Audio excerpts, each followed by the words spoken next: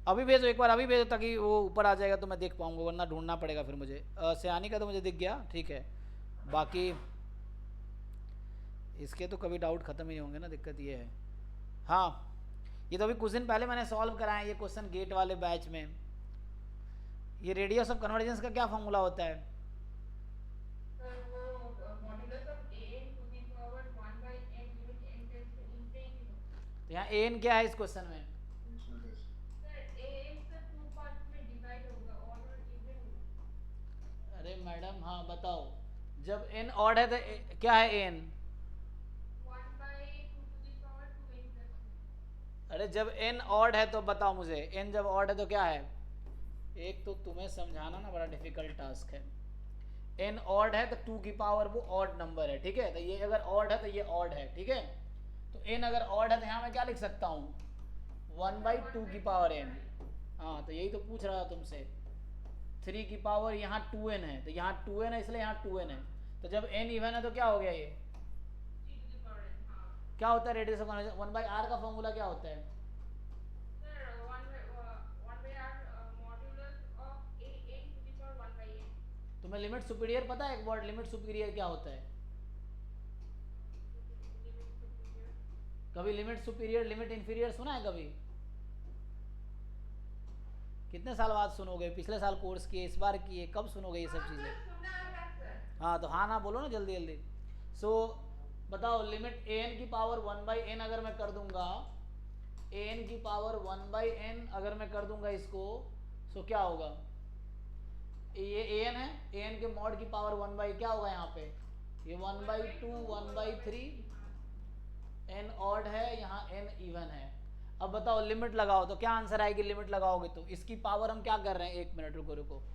हाँ तो लिमिट क्या आ जाएगी इसकी? तो ये किसके किसके इक्वल आएगा? सर सर ये सुपीरियर है इसीलिए 1 बाय 2 होगा।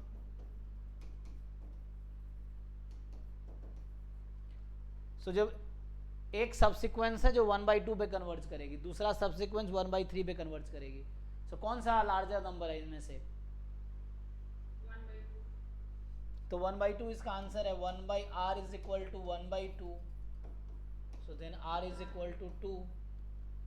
तो इस क्वेश्चन में तुम्हारा क्या डाउट था? सर मैंने सर वो एक्चुअली 1 बाय 2 की पर 2n प्लस 1 ऐसे करके ली थी, तो इसीलिए कुछ अलग ही आंसर आया था। क्या आया था? आंसर आया था?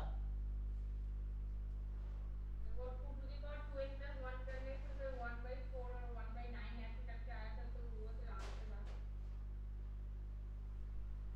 ओके ठीक है। तो वही समझाने को, जब भी कुछ भी हो तो पहले ए एन निकालो, ए एन निकालो, फिर ये निकालो। So radius of convergence of this series is two actually. और किसी का डाउट है तो एक एक क्वेश्चन भी देखेंगे सबका। तो अगला क्वेश्चन क्या है? अरे भेजा आपने, किसने भेजा है? और अर्का ने बहुत सारे भेजे हैं, अमित ने भेजे हैं, सरन ने भेजे हैं, अमन। अच्छा तो एक एक करता हूँ, रुको, एक एक क्वेश्चन सबका। अमन का पहले अर्का का क्वेश्चन देखते हैं। भाई बताओ पहला का क्या डाउट है? अच्छा ये सपोज, हाँ पहला करता हूँ रुको। एफ एक्स है एक्स क्यूब, एक तो यहाँ एक्स क्यूब होगा, इसने गलती से एक्स स्क्वायर लिखा है इसलिए तुम्हें गलती हो रहा होगा, ये टाइपोज है यहाँ पे। स्क्वायर होगा तो उसका कट तो ऐसा भी मतलब पैराबोला टाइप का होगा। नहीं नहीं वो एक्स क्यूब एक्चुअली, वो क्यों एक्स स्क्वायर लिखेगा? तो वहाँ एक तो टाइपो है। ये है तुम्हारा एक्स क्यूब प्लस ए, अब कर पाओगे? देख लो, अब ट्राई करके देखो एक्स क्यूब करके। मतलब सर डेरिवेटिव एक डिस्टेंस ग्रेटर देन 0 करना होगा ना। पढ़ लेता हूँ रुको। F x is x cube plus a x square plus b x plus c. अब बोल रहा है कि a b c are chosen respectively by throwing a die three times. A b c are chosen respectively by throwing a die three times. मतलब पहली बार die फेंका और जो नंबर आएगा वो ए है, दूसरी बार डाई फेंका, जो नंबर डाइस पे आया वो बी है, तीसरी बार डाइस को थ्रो किया और जो नंबर आया वो सी है। तो ए का पॉसिबल चॉइस क्या है? 1 2 3 4 5 6। बी, हाँ बी की पॉसिबिलिटी 1 2 3 4 5 6, सी की पॉसिबिलिटी 1 2 3 4 5 6। अब कह रहा है then probability that f x is strictly increasing function. F x strictly increasing function होने की क्या प्रोबेबिलिटी है?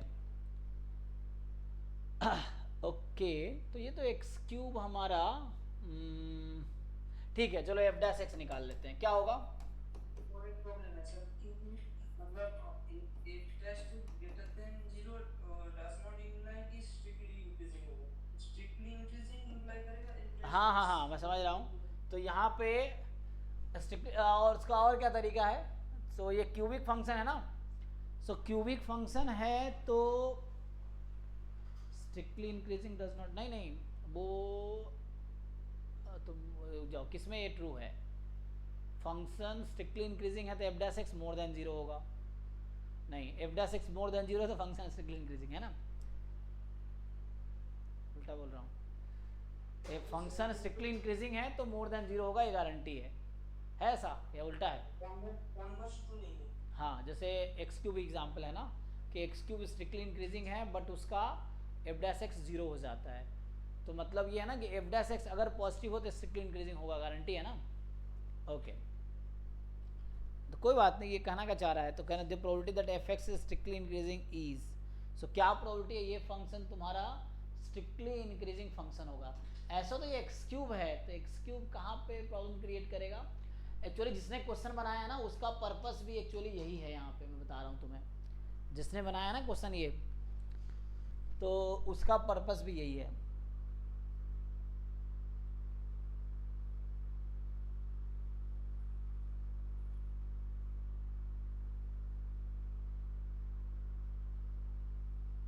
ठीक है ना, ऐसे यहाँ पे वो लगा सकते हो। पता है तुम्हें प्रॉब्लम कब होती है? मैं तुम्हें बता देता हूँ। डेफिनेशन से करेंगे कि x2 is greater than x1। नहीं नहीं, वो थ्योरम यहाँ वैलिड होगा। पता है क्यों वैलिड होगा? क्योंकि तुम यही जानते हो ना, तुम्हें जैसे मैंने बताया था ना तुम्हें कि फंक्शन अगर स्ट्रिक्टली इंक्रीजिंग है तो ज़रूरी नहीं एफ डैश एक्स पॉजिटिव, यही कहना चाह रहे हो ना तुम। लेकिन यहाँ पे ज़रूरी है एफ डैश एक्स पॉजिटिव होगा, क्यों? क्योंकि बी तुम्हें लगता है जीरो हो सकता है, क्योंकि पता है दिक्कत क्या होता है? दिक्कत ये है कि अगर फंक्शन स्ट्रिक्टली इंक्रीजिंग है तो हो सकता है डेरिवेटिव जीरो भी हो, यही कहना चाह रहे हो ना? हाँ, यही बस इतना है कि हो सकता है डेरिवेटिव जीरो ही हो। ऐसा कभी नहीं होगा कि फंक्शन स्ट्रिक्टली इंक्रीजिंग होगा डेरिवेटिव नेगेटिव आ जाए, ऐसा कभी नहीं होगा, ठीक है ना। तो यहाँ पे जीरो के पॉसिबिलिटी नहीं है, तो यहाँ गारंटी है कि ये मोर देन जीरो ही होगा। क्यों? क्योंकि पहली बात ये बी की वैल्यू ना, बी की पॉसिबल वैल्यू हमेशा क्या है तुम्हारे पास? हाँ, यहाँ ए की वैल्यू भी 1 2 3 4 5 6 है। अब तुम ये बताओ क्वाड्रेटिक इक्वेशन हमेशा पॉजिटिव आंसर कब देती है? डिस्क्रिमिनेंट है ना कि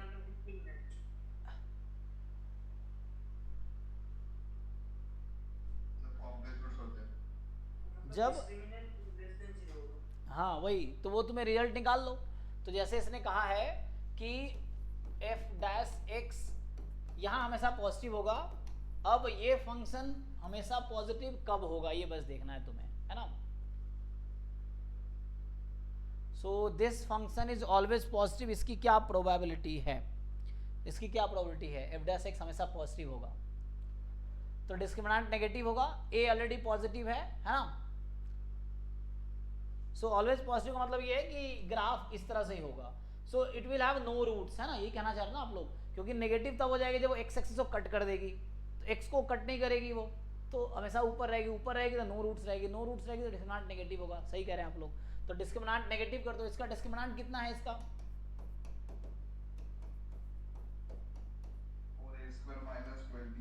यस 12b। तो यहाँ पे काम करो, 4a² - 12b is more than 0। बताओ इसके क्या प्रोबेबिलिटी है?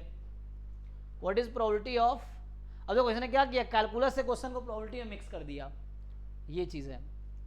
So probability 4a² is 12b। अब बता सकते हो, इसका सॉल्व कर लो थोड़ा सा। Probability a² is more than 3b। अब आपके पास क्या क्या चॉइसेस हैं टोटल? फेवरेबल आउटकम काउंट कर दो, है ना। Sample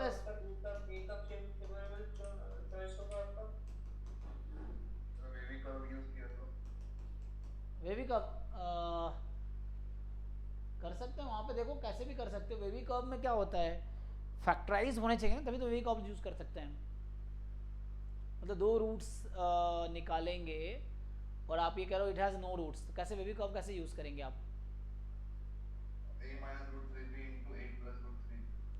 a minus root three b a plus,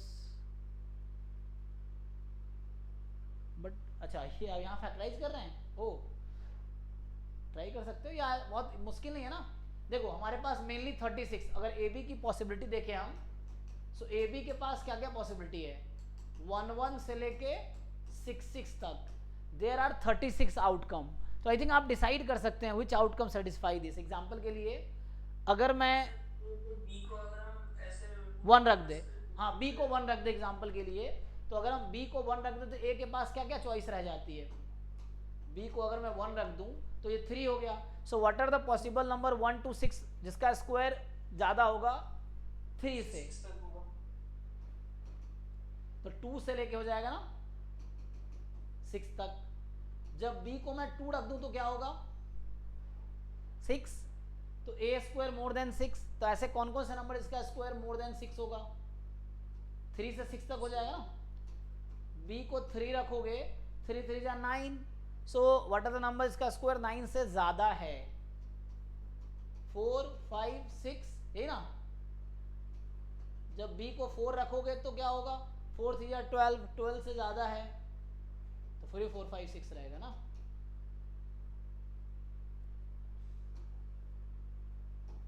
सो यहां पे क्या होगा, और b को 5 रख लो, 15 तब भी है, तभी ना, तब भी वही रहेगा, 4 5 6 ही है। और b को 6 रख लो, 6 से दिया 18, तो a की वैल्यू 5 6 हो गई। सो कितने फेवरेबल आउटकम हो गए, ये कितना है 2 1 2 2, यही ना ए बी ढूंढ रहे हैं ना हम। सो 2 1 2 2 2 6, तो ये 5 आउटकम यहाँ पे हैं, और यहाँ पे 3 4 5 6 4 है, यहाँ पे हैं कितने, बोलो 3, यहाँ पे है 3, यहाँ पे है 3, यहाँ पे है 2। तो ये सिर्फ ए बी की बात कर रहे हैं। तो if you want to say just talk about A B, तो यहाँ अगर जस्ट ए बी की बात करोगे तो कितने फेवरेबल आउटकम हो गए, कितने ऑर्डर काउंट करो, 18 आउट ऑफ व्हाट 36, क्योंकि सिर्फ ए बी को इन्वॉल्व कर रहे हैं। अब कोई सोच रहा होगा सर सी को तो इन्वॉल्व किया ही नहीं, तो सी फ्री है। अगर लिखोगे तो ये ऐसा करना पड़ेगा, सी के लिए सेम ही बात हो जाएगी। तो यहाँ सैंपल स्पेस में 2 1 6 करना पड़ेगा, फिर यहाँ इंटू 6 करना पड़ेगा for c, because c you can take any value of c 1 2 3 4 5 6, कोई प्रॉब्लम नहीं है उससे। सो इस तरह से, so what ever decide, the answer 1/2 होना चाहिए। ये क्या असाइनमेंट का क्वेश्चन है? जी जी जी, हमारे असाइनमेंट का क्वेश्चन है ये। चलो अभी एक नया, अब एक अमन का क्वेश्चन देख लेते हैं, 1 by 1 करता हूँ ना, फिर अमित का देखते हैं। सो बोलो।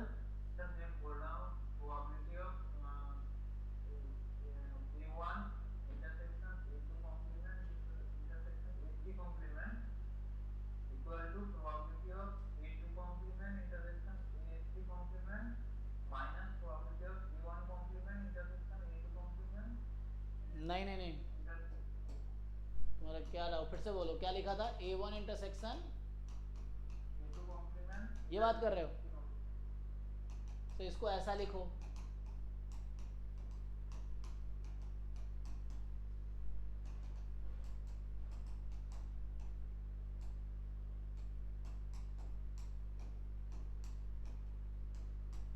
अब इसको ओपन करो further.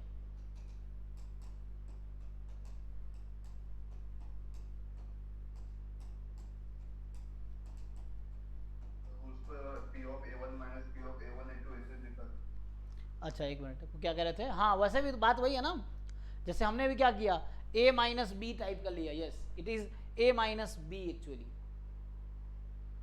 Property of a minus b, तो a इंटरसेक्शन b। अब इसको खोला, अब यहाँ a यूनियन b लगाओ, यहाँ पे now apply formula a union b का फॉर्मूला लगाओ तो हो जाएगा। और भी तरीके, हाँ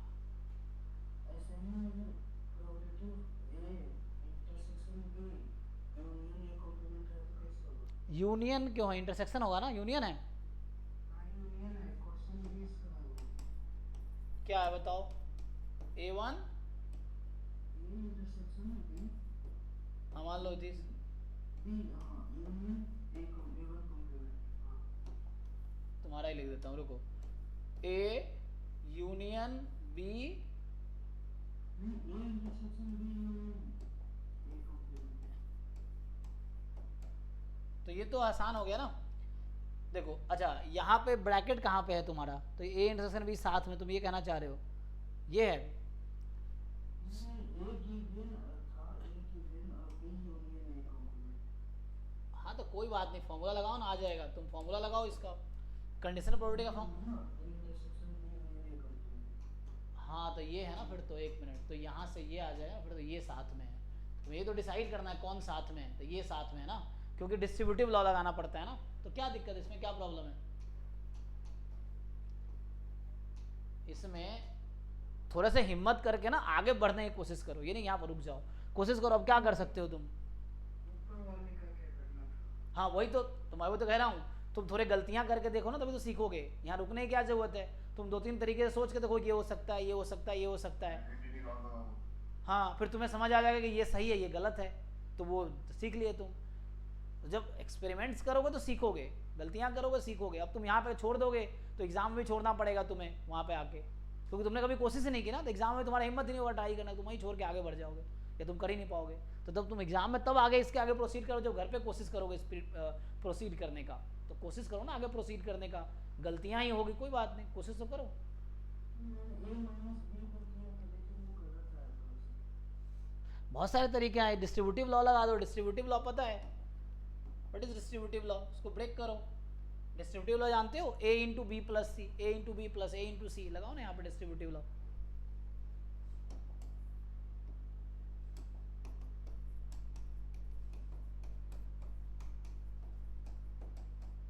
ये हो गया, लो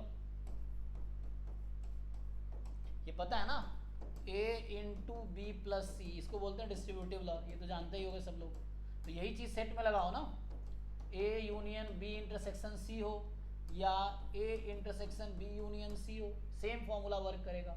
लगाओ इस पर डिस्ट्रीब्यूटिव लॉ, जैसे ये ब्रेक करते हो वैसे ही ब्रेक करो, सेम डिस्ट्रीब्यूटिव। जैसे इसको खोलते हो ना, A इंटू बी, बीच वाला साइन बीच में आता है, तो यहाँ जो बीच वाला साइन है वो बीच में आएगा, यहाँ जो ये बीच वाला साइन है वो बीच में आएगा। खोलो इन दोनों फॉर्मूले को, खोलो इसके हेल्प से, डिस्ट्रीब्यूटिव लॉ के हेल्प से। तो यहाँ मैंने ओपन किया ना, A इंटरसेक्शन B यूनियन, जो बीच वाला साइन है वो बीच में आएगा, A इंटरसेक्शन दिस। अब बताओ A इंटरसेक्शन A कॉम्प्लीमेंट क्या है? प्रोबेबिलिटी हो a minus a intersection a complement. अरे ये तो यही देख लो ना, सेट कौन सा है, A और A कॉम्प्लीमेंट में क्या कॉमन है? हाँ कुछ कॉमन ही नहीं है, तो इसकी प्रोबेबिलिटी कितनी हो जाएगी बाद में? चलो उसको बाद में, ये तो एम्प्टी सेट आ गया, प्रोबेबिलिटी बाद में निकालेंगे। ये तो एम्प्टी सेट है ना, और समथिंग यूनियन एम्प्टी सेट तो आ गया। तो ये तुम्हारा न्यूमरेटर आ गया A इंटरसेक्शन B, जो तुम पूछ रहे थे, और नीचे एज इट इज, मतलब ये वाली चीज जो तुम क्वेश्चन तुम्हारा था वो ये आ गया। तो तुम्हें यहाँ पे सीखना क्या है? तुम्हें एक्चुअली ये नहीं पता कि इसको खोलना कैसे है, ये दिक्कत है। तो इसका आंसर यहाँ पे है। तो इसको मैं खोलूंगा तो A intersection B union A intersection C, इसको बोलते हैं डिस्ट्रीब्यूटिव लॉ। ये सब सेट थ्योरी के कॉन्सेप्ट हैं, सेट थ्योरी 11 12 में भी था, देखो उतना ध्यान नहीं देते, तो अब देख लो ये भी ऐसी, उसको खोलोगे तो ये भी ऐसी हो जाएगा। तो इसको अगर खोलोगे यहाँ पे, सो this is A union B intersection A union C, जो बीच के साइन है वो बीच में रहेंगे, लाइक दिस। यहाँ प्लस है तो बीच में प्लस आया, प्रोडक्ट डिस्ट्रीब्यूट हुआ, तो यहाँ यूनियन डिस्ट्रीब्यूट होगा 2 पार्ट में, यहाँ इंटरसेक्शन डिस्ट्रीब्यूट हो रहा है 2 पार्ट में। सो ये तुम याद रख सकते हो, इस पैटर्न पे दोनों ओपन हो रहा है।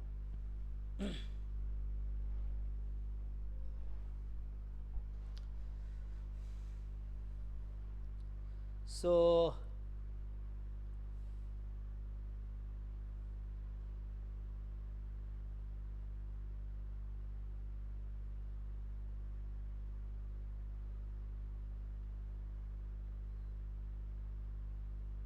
क्या कह रही है? IISER Pune integrated PhD program test के लिए, आई मीन मतलब सिलेक्शन तो नहीं, for the screening test 34 number.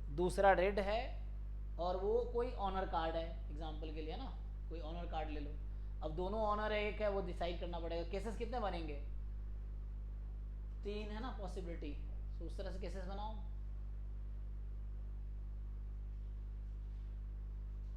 Hurt तो निकला, वो रेड ही निकला तो श्योर है। अब रेड में वहां पे ऑनर है कि नहीं है वो डिसाइड करना पड़ेगा आपको। ये सब ट्राई करोगे तो हो जाएगा, बस केसेस बनाने हैं आपको। अब यहाँ पे केसेस बनाने पड़ेंगे कि क्या पॉसिबिलिटी है।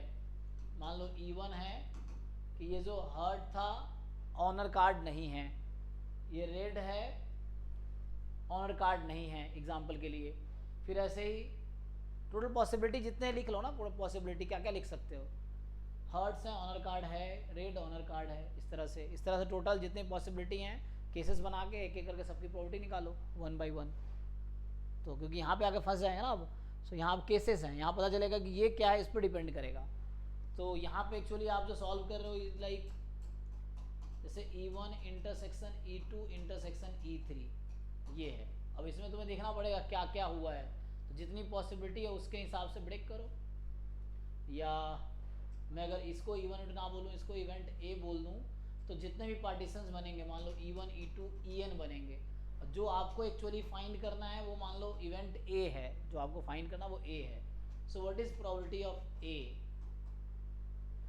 ऐसा निकालो समेशन EI की क्या प्रोबेबिलिटी है, और अगर EI हुआ है so what is the probability of a. इसको अप्लाई करो, इसका एप्लीकेशन है फिर। तो जब आपके पास केसेस बने, मतलब ये पार्टीशंस हैं। केसेस क्या होंगे मैं बता देता हूँ, कुछ आप ट्राई करके देखो। फिर से वही कह रहा हूँ, ये जो केस बनाने हैं कि हर्ट है जो ऑनर कार्ड है, हर्ट एंड ऑनर है। दूसरा कार्ड क्या हो सकता है, ये जो है रेड एंड ऑनर कार्ड है। इस तरह से केसेस बनाने पड़ेंगे। थोड़े से कॉम्प्लिकेटेड क्वेश्चंस है ये सब, जैम गेट में आते नहीं है, ये सब फालतू में आप टाइम वेस्ट कर रहे हो। ये जो क्वेश्चंस हैं आपको ये इतना चेक नहीं करना चाह रहा कि आप बेसिक गेट में बेसिक प्रोबेबिलिटी एक क्वेश्चन आते हैं, 1 या 2 मैक्सिमम आ सकता है, वो भी नहीं आता है। वो भी एक इंडिपेंडेंट का आएगा, एक इसका आएगा। तो ये सब में आप क्यों टाइम वेस्ट कर रहे हो, इतना एकदम PhD कर रहे हो इन सब चीज़ों में। कल भी आप शायद यही सब पूछ रहे थे। सो ये सब फालतू इतना आपको घुमाएगा नहीं एग्जाम में। एग्जाम में स्ट्रेट क्वेश्चन रहता है, स्ट्रेट फॉरवर्ड। और चूंकि एग्जाम में 65 क्वेश्चन है 3 घंटे में ना, तो ऐसे क्वेश्चन देगा कि 2-3-4 मिनट में आप कर लोगे। ऐसा नहीं कि आधा घंटा एक क्वेश्चन में लगेगा, तो आपको छोड़ना ही पड़ेगा एग्जाम। अगर ऐसा लगता है तो छोड़ना ही पड़ेगा एग्जाम में, क्योंकि 100 मार्क्स आप लाना थोड़ा मुश्किल है एग्जाम में। ये है, सो इसमें टाइम वेस्ट क्यों करो, आगे चीज़ें कवर करो। हाँ, इंक्लूजन एक्सक्लूजन ऊपर लिख रहा है, ये पीछे वाला गया था। मतलब 1 या 2 क्वेश्चन आते हैं और वो जनरली स्ट्रेट फॉरवर्ड क्वेश्चन होते हैं। अब क्या आ सकता है वो तो डिपेंड करता है कौन बना रहा है। तो आगे का कुछ नहीं, अब तक जो आए उससे आप आइडिया ले सकते हैं, क्योंकि ये ना कोई ऐसे इंसान के हाथ में पेपर बनाना गया, वो कुछ ही बना दिया तो वो अलग बात है। लेकिन जनरली आप ट्रेंड पेपर PYQs देख के आप डिसाइड कर सकते हो कैसे क्वेश्चन पूछे जा रहे हैं और आपको कैसे क्वेश्चन प्रैक्टिस करने हैं। जैसे इस तरह क्वेश्चन कभी जैम गेट में नहीं, आप जाके देख लो, कभी नहीं आया ना जैम में ना गेट में। क्योंकि ये सब ऐसे ही है कि ठीक है बुक्स में कहीं आप देख लिए कोई अरे रुक जाओ, कॉन्ट्राडिक्टरी क्वेश्चन से आप उसको सॉल्व कर रहे हो, तो क्यों टाइम वेस्ट कर रहे हो इसमें। अगर एंट्रेंस किसी में तैयारी करनी तो आप फोकस करो कि आपको एंट्रेंस में पहले तो PYQs देख लो कैसे हैं, उसके बेस्ट क्वेश्चन प्रैक्टिस करो असाइनमेंट्स के। सब टाइम वेस्ट इस पर कर रहे हो फालतू में, बट सॉल्व कर सकते हो आप। मैं बता रहा हूँ अप्रोच क्या है। केसेस बनाने पड़ेंगे क्या क्या हो सकता है। हर्ट ऑनर कार्ड है, रेड ऑनर कार्ड है, हर्ट ऑनर कार्ड नहीं है, रेड ऑनर कार्ड नहीं है, या हर्ट ऑनर कार्ड है रेड नहीं है, या ये नहीं है ये है। इस तरह सारे पॉसिबिलिटी आप लिख लो जितने भी बनेंगे, and then 1 by 1 each possibility के लिए आप ये फाइंड करो, एक टोटल प्रोबेबिलिटी लगाओ। अगर तब भी नहीं होता है फिर पूछो आप, अगर ट्राई किए हो तो। ये है ना, क्योंकि यहाँ पे थर्ड फंसेगा।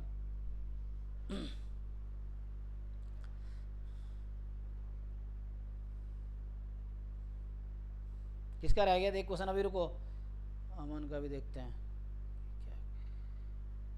एक से राइजर तिरुपति से भी आया था 2 दिन पहले, पर वो तो सर बहुत दूर पड़ेगा तो मैं इसलिए स्किप कर रही हूँ। बच्चों के मैसेज आते हैं ना। सो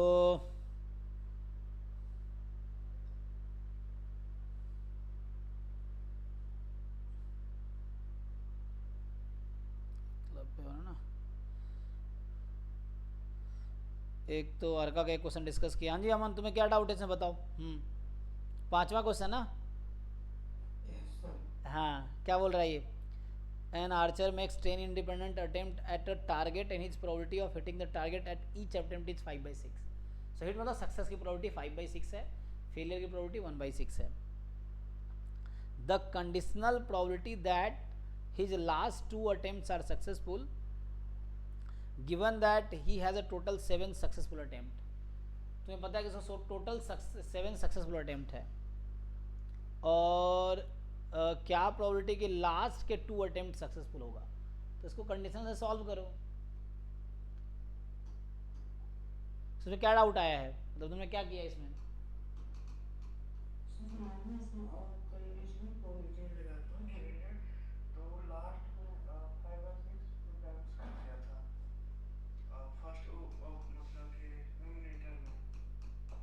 उसने 10 अटेम्प्ट लिए. फर्स्ट 8 का दूसरे तक का वो 1/6 है into 5/6 into 5/6 last 2 attempts are successful given that total 7 successful attempts. So ये ए इंटरसेक्शन बी है. So a intersection b upon probability of b. A intersection b का क्या मतलब है? ये तो फिक्स कर दिया ना कि लास्ट 2 सक्सेसफुल अटेम्प्ट्स हैं. सो ये तो पी स्क्वायर हो गया, सक्सेस की प्रोबेबिलिटी मान लो पी है, तो लास्ट 2 सक्सेसफुल अटेम्प्ट्स हैं. अब बाकी जो 8 अटेम्प्ट बचे उसमें कितने सक्सेस रहे होंगे? ए इंटरसेक्शन बी देखो क्या है. इसमें दो में वही होगा. हाँ इंटरसेक्शन है तो दो ही होगा जो लास्ट है. अरे भाई तुम कहाँ सोए हो? देखो ए है लास्ट 2 अटेम्प्ट्स आर सक्सेसफुल, ये बोल रहा है टोटल 7 सक्सेसफुल अटेम्प्ट्स हैं. तो ए इंटरसेक्शन बी का क्या मतलब है? इसको जरा इंटरप्रेट करो. पहले वो लाइन बोलो फिर दूसरा लाइन बोलो एंड करके. क्या मतलब है? टोटल 7 बार सक्सेस मिला उसको एंड लास्ट 2 बार सक्सेस है, आखिरी के 2 बार भी सक्सेस है उसका. तो कहाँ इसका मतलब है 2 सक्सेस मिला? टोटल 7 सक्सेस मिले ना उसको. 10 बार ट्राई किया उसने, 7 सक्सेस मिला और लास्ट के 2 सक्सेस है. तो लास्ट का 2 तो फिक्स हो गया ना, सक्सेस सक्सेस. अब पहले 8 अटेम्प्ट में कितने सक्सेस मिले होंगे उसको? हाँ तो 5 निकालो प्रोबेबिलिटी. अब बताओ पहले 8 अटेम्प्ट में 5 सक्सेस आने की क्या प्रोबेबिलिटी है? सो बाइनोमियल लगा दो. 8c5 p की पावर 5 q की पावर 3. अब डिनोमिनेटर आ जाओ. डिनोमिनेटर सिर्फ b के बारे में सोचना है. डिनोमिनेटर में तो सिर्फ b के बारे में सोचना है.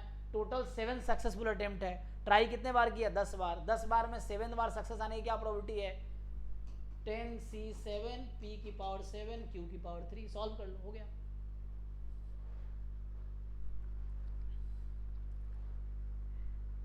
हाँ जी, तो अगला डाउट किसका है? एक एक करे सॉल्व करें ना हम. समृद्धि आपका क्या डाउट है? नहीं तो ये चली गई बेच के ना. सो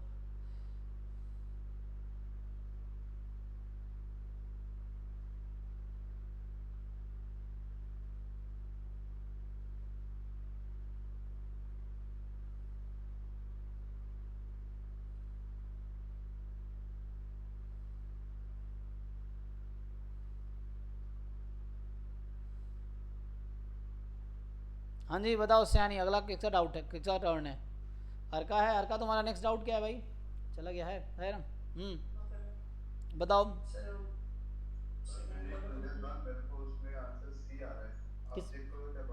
किस में?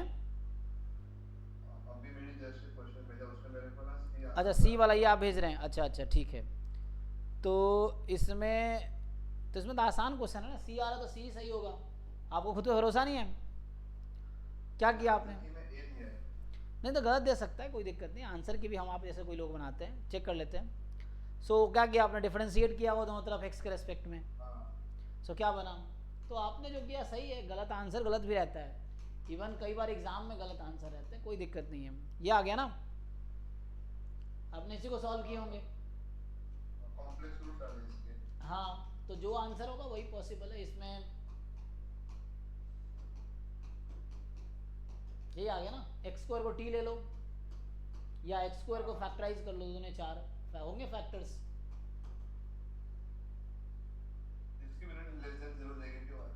हाँ अच्छा डिस्क्रिमिनेंट नेगेटिव आ रहा है. तो डिस्क्रिमिनेंट नेगेटिव आ रहा है, इसका मतलब है कि एक्स स्क्वायर की वैल्यू रियल ही नहीं है, हाँ। एक्स स्क्वायर रियल नहीं है तो हाँ, तो हाउ कैन यू डू? दूसरा अप्रोच है, इससे मत करो, ये गलत हो सकता है क्योंकि अच्छा किसी इक्वेशन को डिफरेंशिएट करने से रूट लॉस होता है, पता है आपको? एग्जाम्पल के लिए x square minus 2x, x square minus, जैसे x square minus 3x plus 2 है, इसके पास कितने रूट्स हैं? 1 और 2 आएगा ना। अच्छा, इसको डिफरेंशिएट कर दो आप, 2x माइनस 3 बराबर 0, x की क्या वैल्यू आई? इससे क्या मतलब है कि डिफरेंशिएट करने से रूट लॉस होता है, मतलब क्योंकि वो क्वाड्रेटिक था, अब ये लिनियर हो गया, तो ऐसा करना गलत होगा, जो हम कर रहे हैं वो गलत कर रहे हैं। तो सही तरीका क्या है? इंटीग्रेट कर लीजिए प्योरली। तो वो जो हम कर रहे थे वो गलत कर रहे थे। सो दिस इंटीग्रेट से एक बार log और एक बार tan इनवर्स आ रहा है, तो फिर उसमें सॉल्व करेंगे। हाँ, तो उसके कार्ड ड्रॉप है इजीली आ जाएगा। हाँ, तो उससे देख सकते हैं, ग्राफिकली थोड़ा सा एनालाइज कर सकते हैं, वो तब देखते हैं। क्योंकि ऐसे ना, क्योंकि नंबर ऑफ डिस्टिंक्ट एक्स बोल रहा है ना, सो व्हेन वी डिफरेंशिएट तो हमने खुदा लॉस कर दिया रूट का, तो ये चीज़ है, तो ये करना गलत है एक्चुअली। सो है ना, जैसे हम बोलेंगे इसका रूट निकालना, हम इसका रूट निकाल दे तो गलत हो गया ना, क्योंकि ये तो एक ही आया, यहाँ 2 आया, दिस इज रॉन्ग। सो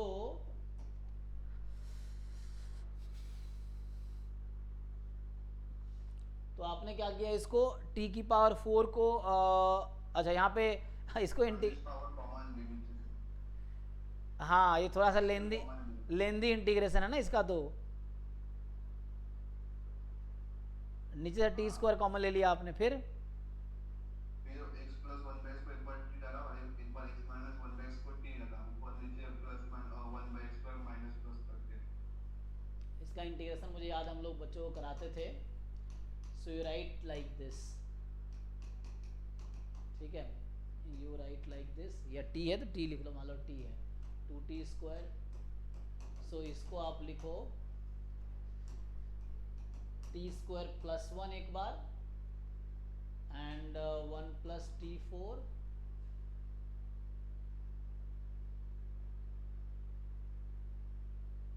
हाँ, और एक बार लिखो आप, देखता हूँ इससे होता है कि नहीं होता है, ठीक है ना।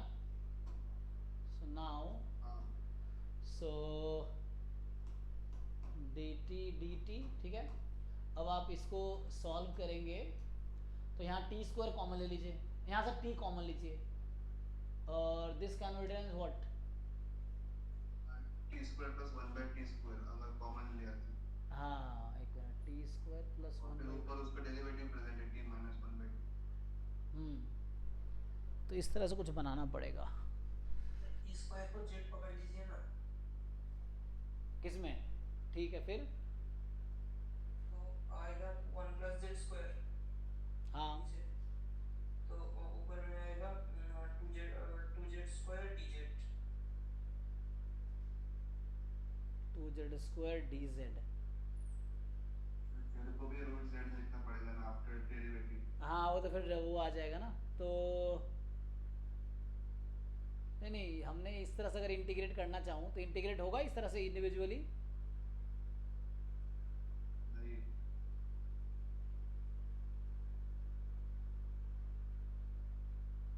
एक मिनट देखो, अगर मैं इसको वो करता हूँ तो ये होगा 1 प्लस 1 बाई टी स्क्वायर, और यहाँ आ जाएगा t square plus 1 by t square, is it? अभी t minus 1 by t the whole square plus 2। Yes, same thing you do here. So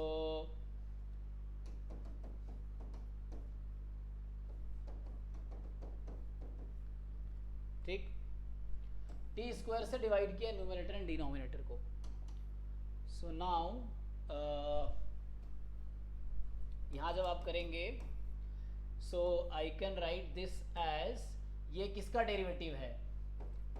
t minus 1 by t के whole square का। तो balance करने के लिए मुझे क्या करना पड़ेगा, यहाँ पे माइनस करना पड़ेगा ना, -2 a square plus b square minus 2ab, तो यहाँ -2a बनेगा तो +2 करना पड़ेगा, और ये जस्ट इसका डेरिवेटिव है, तो हो गया। सो 1 प्लस 1 बाई टी स्क्वायर ये सब 11th-12th का इंटीग्रेशन है। अगेन ये किसका डेरिवेटिव है, तो ये t प्लस 1/t का, तो यहाँ -2 करना पड़ेगा, राइट। सो dt, और इसको आप लिखो 1 माइनस 1/t² हो गया। तो अब आप जब यहाँ पुट करेंगे, so now you can do simply integration. तो इसका डेरिवेटिव ये है, इसको मैं अगर z पकड़ लेता हूँ, ये कुछ भी नया ले लो, u भी ले लो, so I take it u, तो du इज देयर, सो du u² प्लस 2 ये हो चुका है, प्लस इसको v ले लेता हूँ मैं, सो dv अपॉन v² प्लस 2, यहाँ -2 था ना, एक मिनट, -2, ये करेक्ट है यहाँ तक, देख लो। सो अब तो इंटीग्रेट हो गया ना, अब तो अब इंटीग्रेट हो गया, आंसर आ जाएगा। तो क्या बनेगा आंसर में, tan इनवर्स बनेगा ना, हाँ, फिर बाद में हो जाएगा सिंप्लीफाई। तो देखो सर इसके आगे कैसे करेंगे, एक बार मतलब एनालिसिस में 2x है, यहाँ पे tan इनवर्स है, log है, तो फिर x के वैल्यू कैसे फाइंड करेंगे? हाँ, x की वैल्यू कैसे फाइंड करेंगे, तो कुछ थ्योरम लगाएंगे, इंटरमीडिएट वैल्यू थ्योरम है या कई सारे थ्योरम्स हैं, तो वो सोच सकते हैं हम लोग कि जीरो पे फंक्शन क्या हो रहा है, एक साइड बुला लो सबको एंड देन उसके बाद डिसाइड करते हैं। तो है ना, जैसे इंटरमीडिएट वैल्यू थ्योरम है उसमें, या ग्राफिकली थोड़ा आइडिया ले लेंगे। अच्छा, हमने डिफरेंशिएट किया था ना, तो हमने क्या बोल सकते हैं, वो पॉजिटिव होगा हमेशा। आपने यहाँ से तो कंक्लूजन निकाल ही रखा, अभी जो हमने कर रहे थे, तो इससे फंक्शन का ग्राफ का आइडिया लेंगे। अगर जो ग्राफ जो फंक्शन निकल के आएगी ना, देखो इस तरह क्वेश्चन एग्जाम्स में आते हैं, मतलब नॉट दिस कॉम्प्लिकेटेड वन, थोड़ा सा इजी वन आया हुआ है ऑलरेडी। तो उसमें क्या होता है कि जैसे आप एक रफली फंक्शन है f(x) = 0 फॉर्म में ले आओ, suppose you simplify it more and then you bring it in the form of f(x) = 0। Now f(x) का डेरिवेटिव करो, 0 पुट करो, उससे क्या आएगा, क्रिटिकल पॉइंट्स आ जाएंगे। तो रफली आप ये देख लो ग्राफ का शेप कैसा है, like what is the point of maxima, point of minima, कहाँ इंक्रीजिंग कहाँ डिक्रीजिंग, तो उससे एक आइडिया मिले। बस ये देखना होता है समहाउ कि एक्स एक्सिस को कितनी बार कट कर रही है, यही करना है ना। दूसरा अप्रोच जिसमें ये होता है कि you apply intermediate value theorem, कि आप कोई दो नंबर ढूंढो, उसके बीच है ना, एक मान लो एक नंबर पे एग्जांपल के यहीं पे है, सो एक्स को 0 रखा, तो इधर वैल्यू 0 आ जाएगी इधर, तो और उधर रखेंगे तो -1 तो +1 हो जाएगी। 1 रख के देखो आप 1 पे क्या आएगी, तो इस तरह से अगर ऐसा हुआ तो इसका मतलब एटलीस्ट 1 रूट तो होगा। तो इंटरमीडिएट वैल्यू थ्योरम लगा सकते हो आप। कई बार फंक्शन स्ट्रिक्टली इंक्रीजिंग या स्ट्रिक्टली डिक्रीजिंग आ जाता है, तो उससे भी काम हो जाएगा, ये चीज़ है। तो बोलने से हो जाएगा, हाँ, बोलने से हो सकता है क्या? अब वो भी ट्राई कर सकते हो आप, क्योंकि क्वेश्चन में, हर क्वेश्चन में ना कोई ना कोई एक अप्रोच, जब कोई क्वेश्चन बनाता है तो वो एक अप्रोच पहले से अज्यूम करके बनाता है, तो हम जब सॉल्व कर रहे होते हैं तो वो अप्रोच हमें सोचना पड़ता है क्या कर सकते हैं, इस तरह से। एक ही रूट निकाल लिया तुमने, ओके।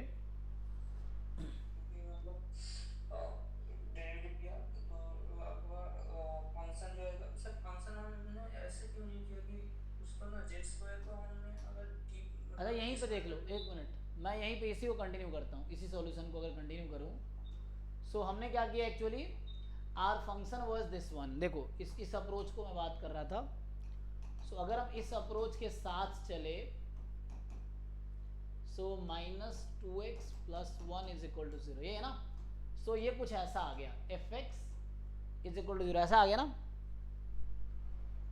मैं ये कह रहा था। सो this is of the form f(x) = 0।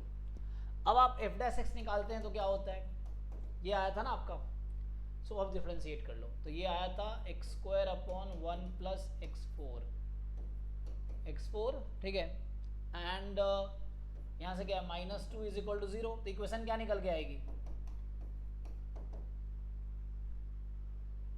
LCM ले लो इसका, यही बनेगा ना, फिर भी तो सेम ही बनेगा मुझे लग रहा है। क्या बनेगा, =0 मत करो अभी =0 नहीं करना, अभी डिसाइड करना है। सी सो यहाँ से क्या बना ये, if you take minus common ले लो एग्जाम्पल के लिए, तो ये हो जाएगा 2x4 - x² + 2 = अभी है ना। What can you say about this function, अभी आपने कहा इसका डिस्क्रिमिनेंट क्या है, ये क्वांटिटी क्या होगा, इसको परफेक्ट स्क्वायर बनाएंगे तो क्या बनेगा, डिस्क्रिमिनेंट हमेशा, मतलब ये कहना चाह रहे हो ये नंबर हमेशा पॉजिटिव है, मतलब हमेशा नेगेटिव होगा एक्चुअली, क्या होगा, if you can prove this is negative, हाँ इसकी मेरा रूट -15 है। इसका डिस्क्रिमिनेंट कितना आएगा, बी स्क्वायर माइनस नेगेटिव आ गया ना, हाँ तो कोई रियल रूट नहीं है। हाँ but can you prove it this is positive और नेगेटिव क्वांटिटी, ऐसा कुछ? नेगेटिव क्वांटिटी ही आएगा। परफेक्ट स्क्वायर बना ले इसका, can we make it perfect square? मैं 2 कॉमन ले लेता हूँ, चलो सर पाराबोला नीचे नीचे आएगा। एक्स पॉजिटिव है तो एक्स स्क्वायर जो ले रहा है ना वो पॉजिटिव है एक्चुअली, तो मैं इसको एक काम कर देता हूँ, देखो इसमें कॉमन ले लूंगा। सो ये भी एक अप्रोच है जो हम कर रहे थे यहाँ पे, इसी को एक्सटेंड कर रहा हूँ मैं। तो एक अप्रोच ये भी है, वो लेंदी हो रहा था ना, तो यहीं से काम हो जाएगा। देखो सो -2 ये आ गया एक्स स्क्वायर माइनस कितना होता है ये 1/4 का होल स्क्वायर, आगे प्लस √3/4 का स्क्वायर। नहीं, what I am making perfect square. So a square minus 2ab plus b square होता है ना, तो उसको मैंने बैलेंस कर लिया, तो यहाँ करना होगा -1/16 और यहाँ +1 है, देखिए कितना आ जाएगा। सिंप्लीफाई करो इसको। सर डायरेक्ट देखेंगे कि a is less than 0 और d is less than 0। Parabola जो है ना Yes. x एक्सिस के नीचे ही हमेशा लाई करेगा, Yes, और yes. x एक्सिस को इंटरसेक्ट नहीं करेगा कभी। हाँ, उससे भी आप कर सकते हैं, तो यहाँ से आ गया। काम पाराबोला होगा। सो समहाउ मैं मैथमेटिकली प्रूव कर दिया ये हमेशा नेगेटिव होगा, छोड़ो। तो अगर f' नेगेटिव है देन व्हाट कैन यू से? स्ट्रिक्टली डिक्रीजिंग हो गया, तो हो गया आपका क्वेश्चन सॉल्व। सो ये फंक्शन स्ट्रिक्टली डिक्रीजिंग है, इसकी वैल्यू 0 पे क्या आएगी? What if we put x is equal to 0? इफ ये 0 से 1 के बीच पूछा है ना, they asked you the value of function when x lies between 0 and 1, right? So if we put x is equal to 0, what is value of function?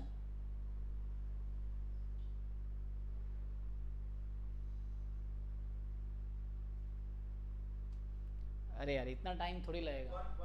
0 to 0 0 हो गया, फिर x को 1 रखा माइनस, हाँ डिस्कनेक्ट हो गया। क्या हो गया नहीं समझे? नेटवर्क थोड़ा डाउन था, डिस्कनेक्ट हो गया था, अभी फिर से है। हाँ मैं पूछ रहा हूँ कि what if we put x is equal to 0 here? 1 या -1? 1 ना, तो ठीक है 1, तो यहाँ 1 हो गया, 0 पे वैल्यू 1 है, सो ये हो गया। अब आपको ये फंक्शन डिक्रीजिंग है ना, this function is strictly decreasing, तो क्या होगा?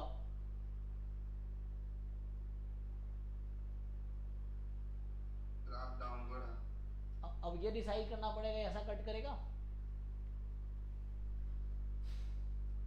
या आगे से जाएगा, ये देखना है। तो 0 से इन्फिनिटी में ये तो श्योर है कि इसका एक रूट होगा, this will have surely 1 root, है ना, क्योंकि डिक्रीजिंग फंक्शन है।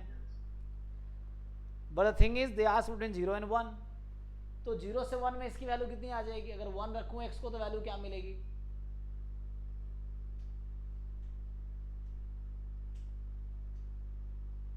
Integrate of 1/t + 1।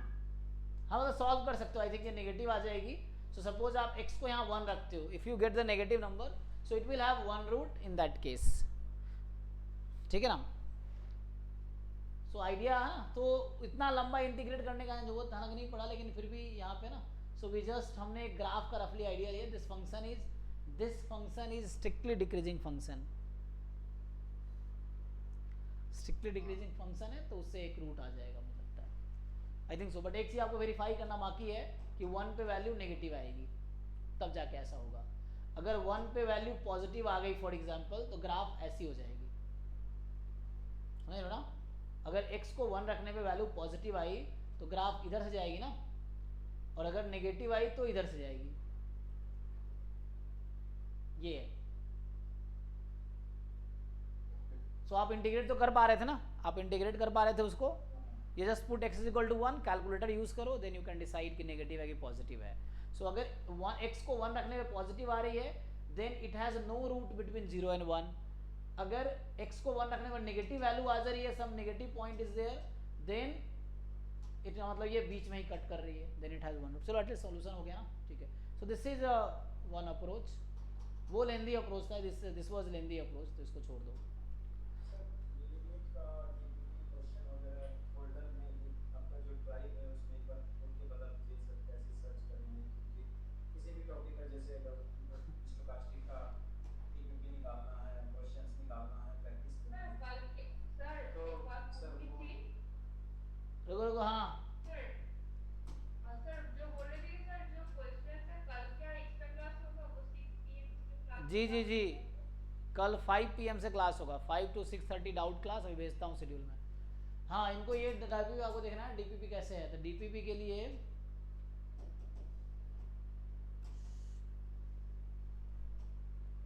अरे यहाँ पे है ना सब कुछ, ये आप इस फोल्डर में जाओ, सी दिस फोल्डर, ये आपको मिल जाएगा यहाँ पे सारे, ये फोल्डर है ना, ये देखो आप, ये पढ़ पा रहे हो आप क्या नाम फोल्डर का?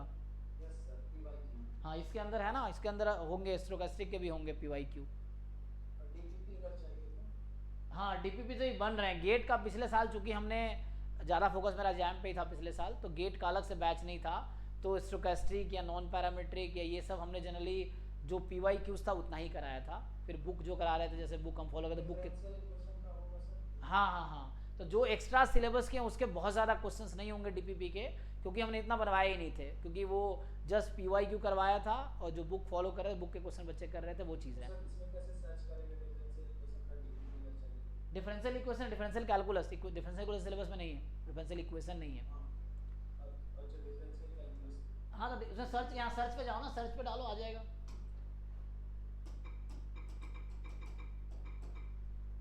कैलकुलस तो मेरा ड्राइव भी सर्च करने लगता है। नहीं, अपने ड्राइव में सर्च कीजिए आप। अच्छा ओ, तो अब मैं यहाँ, क्योंकि मेरा ड्राइव इसलिए मैं सर्च कर पा रहा हूँ, ऐसा है क्या? तो कोई प्रॉब्लम नहीं है। ड्राइव को भी सर्च करके बना दूँ। यहाँ देखिए जैसे ये है ना मेरा, तो इसमें आपको कैलकुलस के सारे असाइनमेंट मिलेंगे यहाँ पे। जैसे इंटीग्रल है ना, ये रिया एनालिसिस से मिल जाएगा, ये तो इंटीग्रल का इसमें मिलेगा आपको सारे क्वेश्चन, तो इसमें इंटीग्रल के क्वेश्चन हैं। थोड़े से एक्सप्लोर करना पड़ेगा आपको तब जाके, बाकी इसमें सारे क्वेश्चंस हैं, आप सर्च करोगे ऑलरेडी है। देखो मैं दिखा देता हूँ फिर भी, इसमें ऑलरेडी कैलकुलस के भी है।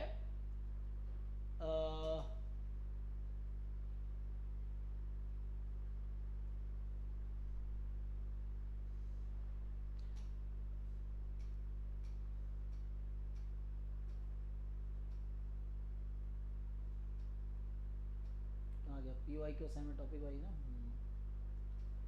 तो जैसे ये फोल्डर है ना, इसमें आपको जाने हैं एंड देन इसके अंदर आप देखो, यहाँ पे मैं बोल रहा हूँ इसके नीचे चले जाओ, आपको क्या चाहिए, मल्टीवेरिएट डिस्ट्रीब्यूशन। इसमें ऐसे जो स्क्रॉल करोगे ना आपको दिख जाएगा डिफरेंशियल कैलकुलस के बहुत सारे question, sequence series, random variable, differential calculus, stochastic process, ठीक है ना। तो इसमें आपको इसमें मिल जाएंगे, डिफरेंशियल कैलकुलस के भी होंगे कैलकुलस के नाम से। जैसे रिया एनालिसिस है ना, ये कैलकुलस ही है एक्चुअली, आप इसको सर्च करोगे ये कैलकुलस है। मैं खोल के दिखा देता हूँ, तो ये जो रिया एनालिसिस है ये कैलकुलस ही है एक्चुअली। अच्छा ये तो बुक पूरा है, इसमें बहुत सारे क्वेश्चन हैं, ये तो पूरी बुक है, इसमें डिफरेंशियल कैलकुलस की, एंड ये आप देख सकते हो इसमें एक्चुअली ये जो कंटेंट है ना, ये कंटेंट ही देख लो यहीं पे आप। सो आपको लिमिट, कॉन्टिन्यूटी, डिफरेंशिएबिलिटी, ये सब के क्वेश्चन यहाँ मिल जाएंगे, इनफाइनाइट सीरीज, लिमिट। तो इसमें कैलकुलस और एनालिसिस दोनों है इस बुक में। यहाँ पे देखोगे इसमें आ जाएगा आगे, कैलकुलस का अलग से ही बहुत सारे असाइनमेंट थे, होंगे भी। लीनियर अलजेब्रा आ गया, फिर इंटीग्रल कैलकुलस, उसके बाद डिफरेंशियल कैलकुलस का भी होगा। कई बार ना सेव नहीं होता नाम से, जैसे ये डिफरेंशियल कैलकुलस जैम 2000, जैम हाँ तो डीपीपी यहाँ है ना, डीपीपी इसमें है, ये डीपीपी चाहिए तो यहाँ पे मिलेगा। एक तो यहाँ भी होंगे मुझे लगता है, इसमें सर्च किया आपने, इसमें जाकर देखो, इसमें भी मिल जाएगा, इसमें ऑलरेडी बहुत सारे अपलोडेड है, तो इसमें भी डिफरेंशियल कैलकुलस के मिलेंगे आपको। अब एक एक खोल कर देखना पड़ेगा मुझे, तो आप खोल कर थोड़ा एक्सप्लोर करो क्या क्या है इसमें, बहुत सारे असाइनमेंट्स में ऐड किए हमने। तो ये जो डीपीपी इसमें ऐड हुए हैं 50 तक ऐड हुआ है, ये अभी नए नए बन रहे हैं, तो इसमें 50 तक हमने ऐड किया है। सो इफ़ यू सी कि मतलब बहुत सारे हैं, ये 50 सीरियल वाइज है, तो इसमें आपको देखना पड़ेगा ये किस किस टॉपिक का है ये। तो ये सब देखने पड़ेंगे, जो एक्चुअली जो टीम में बहुत सारे लोग बना रहे हैं, मैं खोल के नहीं देखता क्या क्या है। सो ये तो CDF वाले सीक्वेंस ऑफ रैंडम वेरिएबल का है, large sample theory limit theorems का है ये। सो ऐसे करके ये 50 अलग अलग आप ओपन करके देख सकते हो, ये किस टॉपिक, अलग अलग टॉपिक होंगे। एंड देन बाकी आपको पर्टिकुलर कैलकुलस का चाहिए तो उसके लिए एक अलग सा जो रियल एनालिसिस नाम का है ना, रियल एनालिसिस है, उसमें मिल जाएगा। एक बार बस लास्ट टाइम बता देता हूँ, अभी फिर अगर क्लास ऑफ करेंगे। ये जो है ना रियल एनालिसिस का नाम से, इसमें कैलकुलस के क्वेश्चंस हैं, इसमें जाओ आपको इसमें मिल जाएगा DPP। देखो मैं बता देता हूँ जो आपके सिलेबस में क्या क्या है डिफरेंशियल कैलकुलस में, लिमिट, कॉन्टिन्यूटी, डिफरेंशिएबिलिटी, यही ना, तो ये तो है यहाँ पे। तो आप एक्स्ट्रा नहीं करना, ये सब एक्स्ट्रा सिलेबस छोड़ सकते हो आप। डिफरेंशिएबिलिटी के ये असाइनमेंट है, लिमिट कॉन्टिन्यूटी के, डिफरेंशिएबिलिटी के, इनफाइनाइट सीरीज लिमिट पॉइंट, तो इसमें सारे आ जाएंगे। लिमिट कॉन्टिन्यूटी में डिफरेंशिएबिलिटी, इसी में ये डिफरेंशिएबिलिटी का अलग है, तो यहाँ पे जाके देखो आपको पता चल जाएगा। तो ये सब लिमिट उमिट के हैं, तो बहुत सारे क्वेश्चन हैं इसमें, है ना। ये सब ये लिमिट कॉन्टिन्यूटी वाले हैं। सो आप सॉल्व किए डिफरेंशिएबिलिटी वाले में, डिफरेंशिएबिलिटी के होंगे ये है ना, तो ये आपके पास डिफरेंशिएबिलिटी के क्वेश्चन हैं, सॉल्व कीजिए ये सब के। टेस्ट अपलोड हो रहा है, टेस्ट में करेक्शन चल रहा है, टेस्ट अभी होगा तो लगातार टेस्ट होगा, टेस्ट में करेक्शन अभी चल रहा है, संडे टेस्ट होगा, कल हो सकता है एक टेस्ट होगा बेसिक प्रोबेबिलिटी का। टेस्ट का पर्पस मेनली टेस्ट एंड में होगा, एंड में बताया तो कम से कम 150-200 टेस्ट अपलोड होंगे अराउंड, है ना। मिनिमम 150 अपलोड, 150 टेस्ट अपलोड होगा मिनिमम, मैक्सिमम 200 तक जा सकता है। तो वो एंड की चीज़ है, आप एंड में डेली एक टेस्ट अटेम्प्ट करना होगा, एंड लास्ट के 6 महीने में। चैप्टर वाइज टेस्ट रहता तो अच्छा। हाँ वो भी है कि इतनी जल्दी नहीं, अभी आप पहले अपना बेसिक ठीक करो। बेसिक ठीक करने के लिए एक बार सिलेबस देखो, PYQ सॉल्व करने के देखो, जब नहीं भी पढ़ाए हो तब भी आप सॉल्व करने की कोशिश करो, यू ट्राई टू सॉल्व, खुद से करो। और जब पढ़ाऊँगा तो करूँगा, बाद में यूनिट वाइज अपलोड होंगे, वो सब टेस्ट अपलोड होंगे, तो वो आपको एक्सेस मिलेगा। अभी पहले आप ये असाइनमेंट सॉल्व कर लो, अभी सिलेबस और PYQ पे पहले पकड़ बना लो, फिर ये टेस्ट हो गए ये सब तो बाद में एंड में आप दे सकते हो, लास्ट के 6-7 महीने में। ऐसे कल एक टेस्ट हो सकता है, मतलब बताया था उन्होंने, मैं बोल दूँगा, याद दिला दूँगा। हाँ कल क्या है, कल सैटरडे है, अच्छा कल सैटरडे 5 तारीख होगा ना। ठीक है, ठीक है ना। तभी एक ही दिन रहता है सब छुट्टी, कहाँ हॉलीडे सिर्फ संडे को ही रहेगा हमारे यहाँ, हाँ। वो भी नहीं रहेगा, 7 दिन क्लास होगी, कोई हॉलीडे नहीं। टेस्ट होगा तो टेस्ट के दिन में, टेस्ट दिन में टेस्ट होगा, रात को आप अटेम्प्ट, या हो सकता है एक दिन ऑफ कर दूंगा मैं। अभी क्या है कि कभी वीकडेज में ऑफ हो जाता है, कभी लाइट चली जाती है, ये है, तो मैं भी ये मान के चलाऊँ कि एक दिन सप्ताह में कभी भी ऑफ कर सकता हूँ, या एंड में 3-4 दिन ऑफ लगातार हो जाएगा वो। तो अभी संडे टेस्ट होगा तो संडे को फिर मैं ऑफ कर दूंगा। अगर 3 घंटे का टेस्ट होगा, यूनिट वाइज टेस्ट भी 3 घंटे का होगा जनरली, जो यूनिट वाइज टेस्ट होंगे वो भी 3 घंटे का होगा। मान लो प्रोबेबिलिटी, बेसिक प्रोबेबिलिटी का टेस्ट है तो प्रोबेबिलिटी के ही 60 क्वेश्चन होंगे एग्जाम पैटर्न पे, 3 घंटे का इस तरह से रहेगा, तो वो भी 3 घंटे का जनरल होगा, या बाद में कुछ 30 क्वेश्चन है तो 1.5 घंटे का होगा। तो ये है मेरे ज़्यादातर टेस्ट हमारे जैम पैटर्न के, क्योंकि जैम पे ज़्यादा रहा है। अब गेट का भी इस बार बनेगा, तो गेट के DPPs मिलेंगे आपको, स्टोकेस्टिक के, नॉन पैरामीट्रिक और ये मल्टीवेरिएट, ये सब के भी इस बार बनाएंगे। ये है किस किसकी,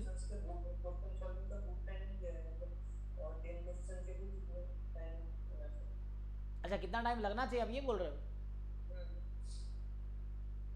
नहीं मुझे लगता है कि टेस्ट में टाइम जो होगा, अगर जैसे आज जैसे जैम में जो है उसी रेशियो में टेस्ट हो, 60 क्वेश्चन का होगा तो 3 घंटे का टाइम दिया जाएगा तुम्हें, ये उसमें। आपका DPP सब करोगे तो टाइमर देकर जब करता है तो मतलब बहुत टाइम लग रहा है, 10 क्वेश्चन का लगभग 45 मिनट।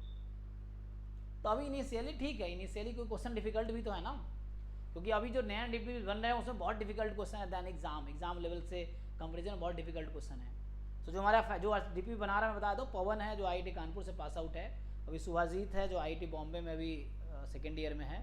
सो इस तरह से है, ये लोग बना रहे हैं, तो ये खुद IITs में है अभी, है ना, इनके रैंक भी अच्छे, इसका भी सुभाजीत का 11 रैंक था जैम में, पवन का 17 रैंक था, इस तरह से है।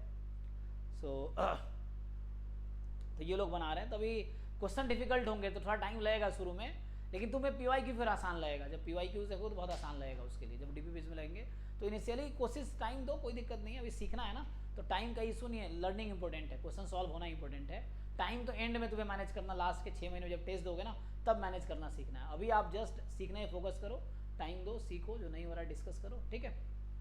ये है। बाकी जो डाउट रह गया वो, हाँ मैं पहली बार ऑनलाइन क्लास ले रहा हूँ, तो ऑफलाइन में टीचर क्या होता है ना कि स्टूडेंट के चेहरे देख के समझ जाते हैं कि फॉलो कर रहा है, तो बहुत तेजी से आगे बढ़ते हैं। हाँ मैं क्रैश कोर्स भी दिया हूँ, तो टीचर एकदम राजधानी की स्पीड से चलाते हैं, तो बहुत अच्छा लगता है। और क्योंकि किसी बच्चे को डाउट होगा तो वो पूछ ही लेगा पीछे। यस यस लेकिन आपका क्या होता है ना कि आपका क्लास बहुत धीरे धीरे चलता है, क्योंकि आपको शायद डाउट होता है कि बच्चे समझ रहे हैं नहीं समझ रहे हैं, इस कारण से आपका क्लास थोड़ा स्लो स्लो चलता है। तो इसका तो जबकि आपको ना एक मतलब स्पीड में चलना चाहिए। अच्छा इससे क्या हाँ होता है ना, क्योंकि आप तो बच्चे का एक्सप्रेशन नहीं देख पा रहे हैं, तो आपको शायद लगता होगा कि बच्चे नहीं समझ पा रहे हैं, लेकिन आप इतने अच्छे से समझाते हैं कि सब कुछ क्लियर होता है।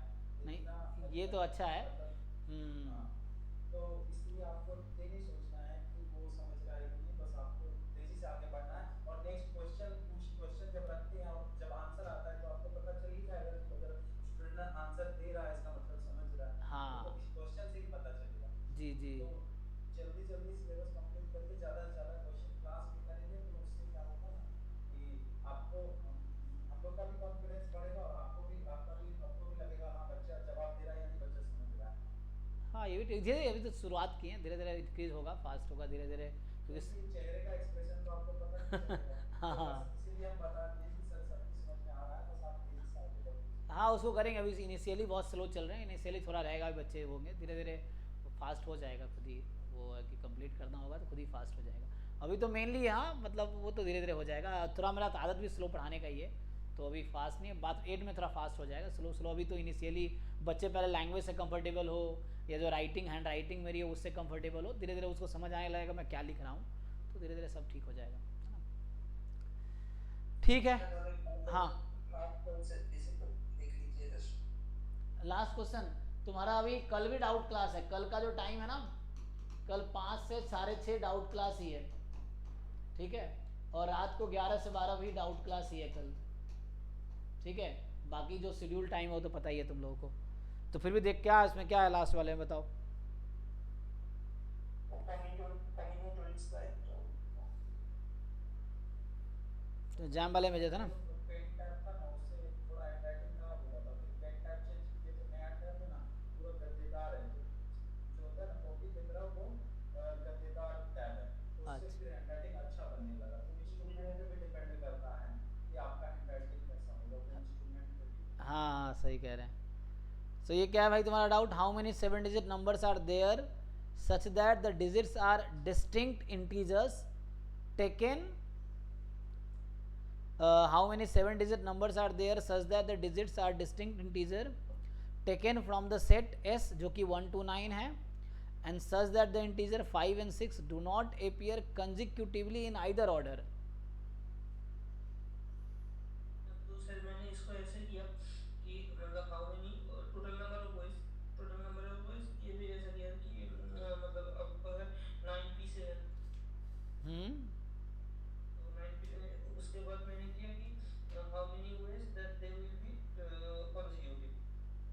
हाँ मतलब ये देख लो कंजिक्यूटिव में एक साथ मान लो ना, हाँ हाँ एक साथ ही किया तो एक मान लिया, 5 और 6 को एक मान लिया। हाँ तो वहाँ पे मैंने आपका 8p6 हाँ 8p6 इंटू 2 फैक्टोरियल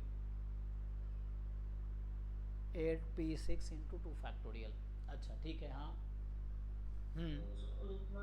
उसके बाद उसको दोनों का डिफरेंस निकाला। 8p तुम्हारे पास कितने डिजिट के चॉइसेस हैं, how many digits you have, 9 है ना, तो 9 में 5 6 को एक मान लिया तो 8 हो गया, तुम ये कह रहे हो।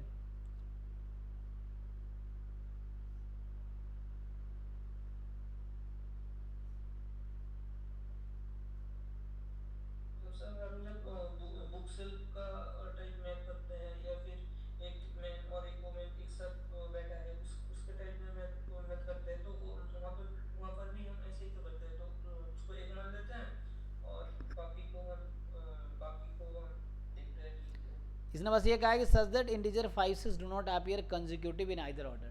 तो ठीक है ना, तुम सही करते रहो। क्या करते हैं हम लोग, हाँ मान लो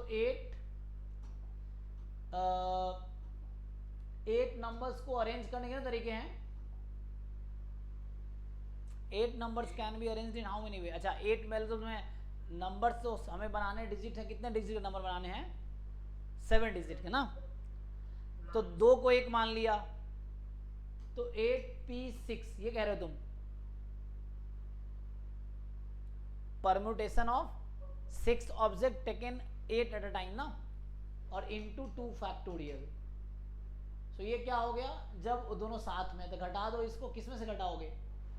97 टोटल पॉसिबिलिटी है परम्यूटेशन ऑफ 7, तो ठीक तो है, तो इससे आंसर मैच नहीं कर रहा। नहीं सर, और यहाँ पर भी जो दिया है उसका भी मतलब लॉजिक ठीक ही है। अच्छा, इसने क्या लॉजिक लगाया, इसने 2-2 करके सारे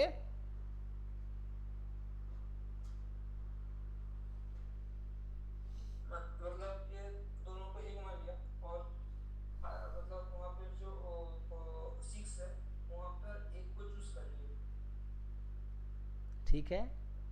तो वहाँ पर उस 5 और 6 को बिठाया। उसके बाद और जो है, और जो नंबर है मतलब अब कितना होगा, 7 मतलब 5 नंबर होगा, उस 5 नंबर को वहाँ पर परमुटेट कर दिया।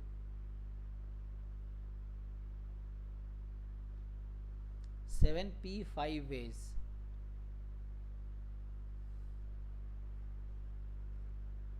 अगर A B B C C D D E F G ऐसे करके टोटल 6 पेयर पॉसिबल है ना। 7p5 का क्या मतलब है?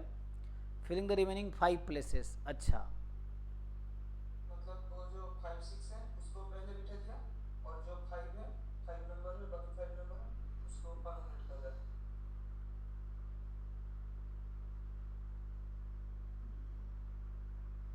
2 इंटू 6 का क्या मतलब है कि 6 पॉसिबिलिटी है इसकी।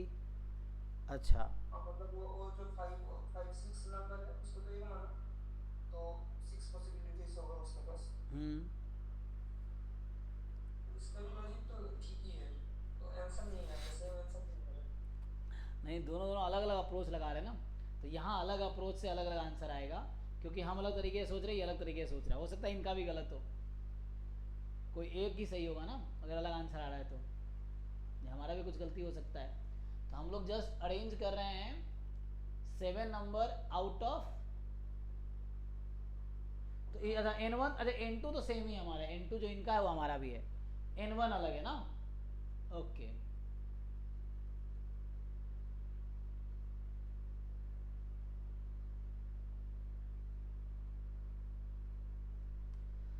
तो है तो मतलब थोड़ा कम आ रहा है, इस पर थोड़ा ज्यादा आ रहा है। नहीं नहीं, रुको रुको, 7 फैक्टोरियल अपॉन ये 2 फैक्टोरियल हो गया ना, इंटू 12, यही ना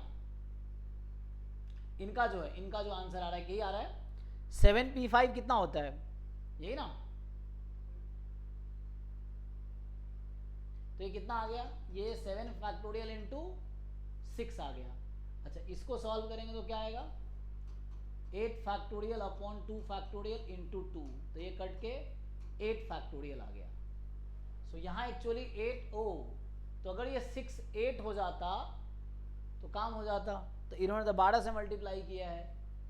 अगर इन्होंने 16 से मल्टीप्लाई किया होता तो जो हमारा आंसर है वही आंसर इनका आता। तो यहाँ पे देखो, यहाँ 4 का गैप है, ये ना हम लोग जो कर रहे हैं, हम लोग भी यही चीज़ कर रहे हैं समझो, इंटू 12 है, अगर इंटू 16 होता तो 8 फैक्टोरियल हो जाता। तो इंटू 16 क्यों नहीं है, 16 हमारा, हम लोग क्यों आ रहा है 16, हमारा तो 16 आ रहा है, 8 फैक्टोरियल आ गया। तो हमने कुछ एक्स्ट्रा केसेस फाइंड घटाए हैं, मतलब रिमूव किया है। सर हम जब ऐसे बुक से का मैथ देखते हैं तो मैंने ऐसे बुक का बुक से भी ऐसा मैथ था कि एफएमएस में ऐसा था कि ऐसे बुक से में था तो दो कंसेक्यूटिव बुक हमेशा एक साथ रहेगा। हाँ, तो वहाँ पे दो कंसेक्यूटिव बुक को एक पकड़ा और बाकी को आपका परमुटेशन कर दिया, और दो उसके बाद दो बुक खुद के अंदर 2 फैक्टोरियल वे में मतलब परमुटेट कर नहीं दिया। मुझे लग रहा है हमारा ठीक है। इसने अगर ये 16 कर देता ये, तो इसका भी आंसर हमारा आंसर मैच कर देता। अब इसने क्या किया है, इसने 6 केसेस था, उसमें से कहा कि ठीक है कोई भी एक हो सकता है, ये 2 ऑब्जेक्ट 2 फैक्टोरियल में ब्रेक हो सकता है। अब इसने क्या बाकी 5 को परम्यूट किया, यहाँ गलत हुआ इसका ना, इसने बाकी 5 को ही क्यों परम्यूट किया है? बाकी बार 5 को परम्यूट किया क्योंकि वो जो जो 5 और 6 को है उसको एक मतलब एक जगह चूज कर रहा है, उसको रख रहा है, और जो बाकी 5 है उसको परम्यूट कर रहा है। अगर 5 6 को हम परम्यूट कर रहे हैं तो क्या ऐसा हो सकता है सेम आइटम जनरेट हो जाए? अच्छा, ऐसा हो सकता है कि तुमने कहा 5 6 कहीं भी रख दो और बाद में 2 फैक्टोरियल भी कर रहे हो तुम।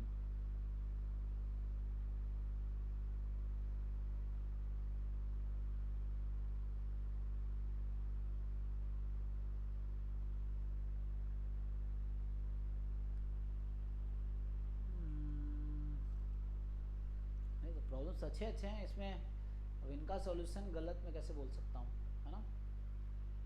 तो हो सकता है तो इन्होंने बस उसको एक साथ मान के क्यों परमिट नहीं कर दिया, हमारे जैसे क्यों नहीं किया? तो उससे क्या गलत है? अगर हम एक साथ कर रहे हैं तो क्या गलत है? हमने ऐसे बहुत से किया ना, साथ रहेंगे तो साथ ले घटा देते हैं। तो इनका यही कि इन्होंने 7C5 चुना और इंटू 12 कर दिया, हमने 8C6 कर दिया।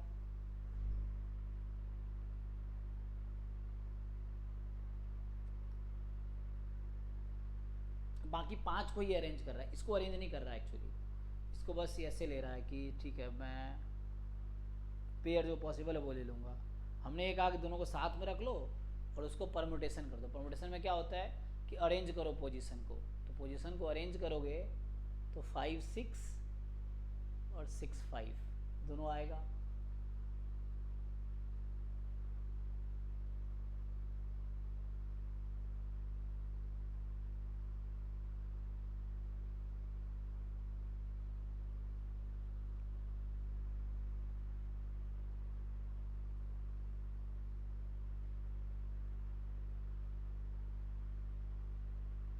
रिपीट तो होगा नहीं ना, क्वेश्चन सही ढूंढ कर लाते हो तुम, अच्छे ना ये है। लेकिन मुझे लग रहा है ये भी हमारा सही है, लॉजिक तो ये भी सही है। कुछ जगह तुम ऑनलाइन जरा सर्च करके देखो क्वेश्चन को, गूगल पे just word to word type करो, देखो कुछ और अप्रोच मिलेगा, क्या सेम कर रहे हैं अलग कर रहे हैं। इस पर स्टैंडर्ड क्वेश्चन है एक्चुअली, है ना? तो थोड़े से इसमें कन्फ्यूजन है, क्या एक्स्ट्रा केस ले रहे हैं, बस वही पकड़ना पड़ेगा कि दोनों में क्या एक्स्ट्रा केस, जो थोड़ा सा एक्स्ट्रा है वो क्यों है, यही पकड़ना पड़ेगा कि क्या एक्स्ट्रा है इसमें। देखता हूँ, ठीक है, इसमें सोचना पड़ेगा। सो इसको तो ऑनलाइन ना गूगल पे just word to word type करो क्वेश्चन और देखो क्या क्या आता है, डिफरेंट अप्रोचेस तुम्हें मिलेंगे, कहीं कहीं सॉल्व किया ही होगा। इस तरह क्वेश्चन जैसे तुम्हें डाउट हो रहा है ना, तो ऐसे हमसे पहले बहुत सारे लोगों को डाउट हुआ है, तो वो कहीं कहीं पोस्ट करते हैं, फिर चीज़ें उसको डिस्कस की जाती है, देखो समझ आता है तो, नहीं तो मुझे देखना पड़ेगा। बट मुझे लग रहा है ये भी हाँ, नहीं तो मुझे लग रहा है ये भी मुझे तो ठीक ही लग रहा है, लेकिन क्या एक्स्ट्रा केसेस ले रहे हैं हम लोग ये नहीं समझ आ रहा, देखना पड़ेगा। अप्रोच तो उनका भी सही है, लेकिन वो 5 को परम्यूट करा रहे हैं, हम लोग 6 को परम्यूट करा रहे हैं, ये डिफरेंस है कि उन्होंने बस 5 को परम्यूट कराया है और हम लोग 6 को परम्यूट करा रहे हैं। उन्हें 2 को फिक्स कर रखा है, फिर उसके केसेस अलग से लिया है, हमने केसेस इंक्लूड कर लिया है, बस यही है। तो मतलब एक ही चीज़ को दो अलग तरीके से सोचने वाली बात है, लेकिन दोनों तरीके से आंसर सेम आना चाहिए। अगर दोनों अप्रोच राइट है तो कोई एक अप्रोच तो रॉन्ग है, ये है। ठीक है, थैंक यू, देखते हैं, डिस्कस करते हैं। हाँ चलो।